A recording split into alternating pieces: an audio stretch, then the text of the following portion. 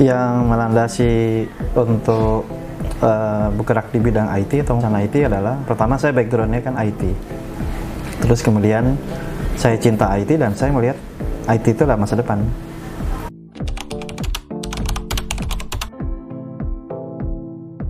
Setiap orang kan ingin menjadi pemenang itu kan victory kan, karena kita adalah perusahaan teknologi ya, victory teknologi ya, kita Vitek jadinya.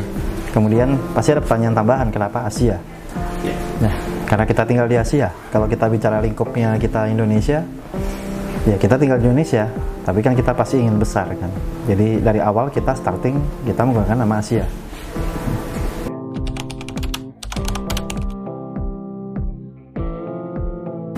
Ya, kita berdiri kan 2002. Kemudian kadang-kadang ada beberapa filosofi yang mengatakan bahwa bisnis itu ada siklus 5 tahunan. Jadi setiap 5 tahun sekali itu biasanya ada guncangan-guncangan. Itu terjadi juga di kita 2002, kemudian 2007, kemudian 2012. Tapi ketika setelah melewati fase 2012, kita cenderung stabil sampai sekarang dan kita growth. Tapi ya kembali lagi, percaya nggak percaya, siklus 5 tahunan kita mengalami, karena di 2007 itu sangat sulit dan di 2012 itu kondisi paling sulit. Saat itu perusahaan menyusut menjadi sedikit, saking sedikitnya cuma sisa 3 orang pada saat itu. Sisa 3 orang ya saya, kemudian Pak Riko sama Pak Andrian. Sekarang Pak Riko itu direktur utama di holding kita, Pak Andrian direktur operasional untuk holding.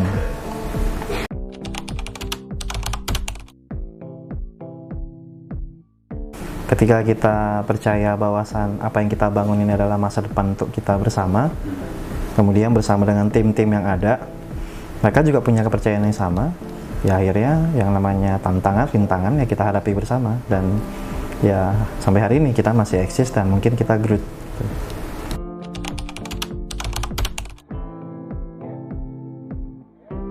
Kebanggaan tentunya banyak ya. Pertama, bisa membangun tim yang solid. Kedua, kita berada di sektor teknologi yang mungkin salah satu teknologi atau bisnis terdepan saat ini. Kemudian kita ikut menjadi orang-orang atau insan-insan IT yang ikut mendorong kemajuan teknologi di negara kita. Sehingga ya dari segi unsur kebanggaan kita pasti. Kemudian sebagai manusia yang terus belajar dan ingin menjadi orang yang cerdas dan pintar, itu juga tercapai. Kemudian secara bisnis ya tentunya juga tercapai. Jadi itu ya menjadi rangkaian kekuatan yang kita miliki dan menjadi bekal kita untuk kedepannya.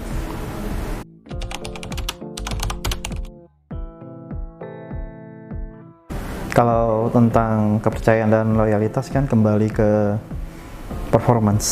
Jadi kita bicara tentang performance, kinerja, kemudian services, kemudian memberikan yang terbaik kepada customer. Jadi apapun yang dibutuhkan kita bisa memenuhi dengan tingkat implementasi dan tingkat teknologi implementasi yang baik, sehingga customer puas dengan services dari kita.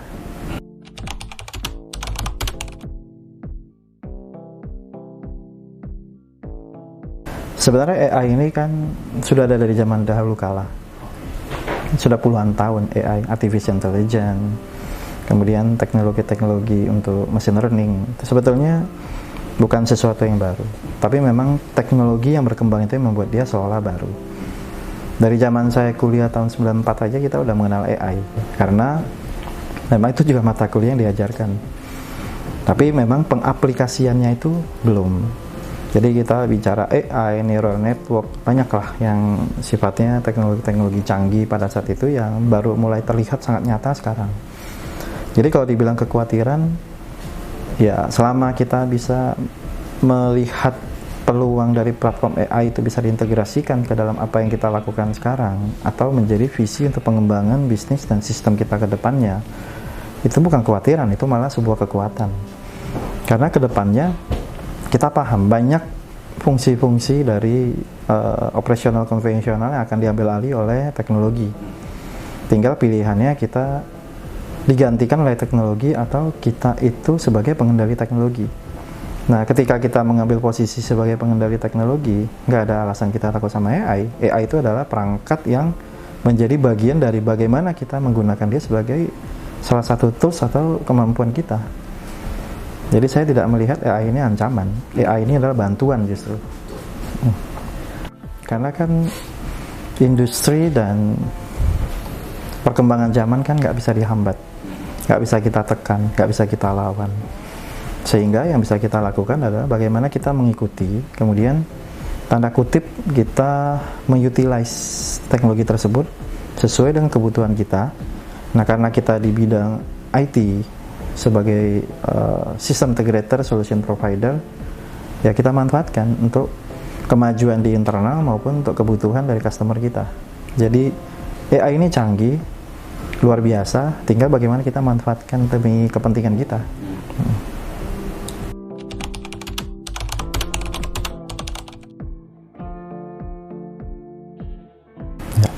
Kalau kita itu sangat terbuka untuk bekerja sama dengan siapapun. Jadi ada beberapa bagian atau divisi dari kita yang memang bergerak khusus di research and development.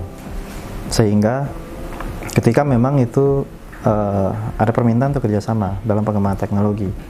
Ketika kita melihat ini adalah demi kepentingan kita bersama, kemudian kalau kita bicara non-profit ya mungkin demi kepentingan yang lebih besar. Selama itu sesuai dengan passion dan inline dari visi misi perusahaan, saya kira nggak ada masalah.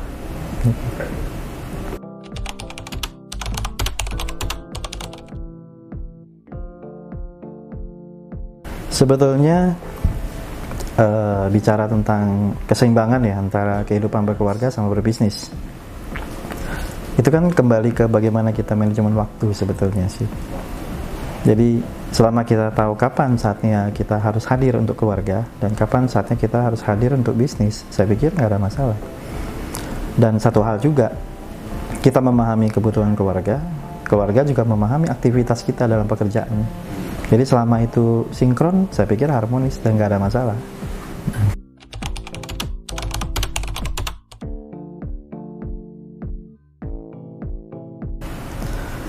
Kalau saran sih sebetulnya kembali lagi sih sangat sederhana sih. Apa yang menjadi bagian dari tanggung jawabnya dilaksanakan sebaik-baiknya. Kemudian kembali lagi kita bicara tentang teknologi yang terus berkembang. Jadi ya terus belajar gitu. Karena kalau kita tidak belajar ya kita kegilas sama zaman. Jadi ketika misalkan kita terus berkembang, kita terus belajar, dan kita bertanggung jawab terhadap tugas yang diberikan, itu udah sesuatu yang terbaik gitu. Jadi nggak ada yang perlu dilakukan lebih dari itu. Family.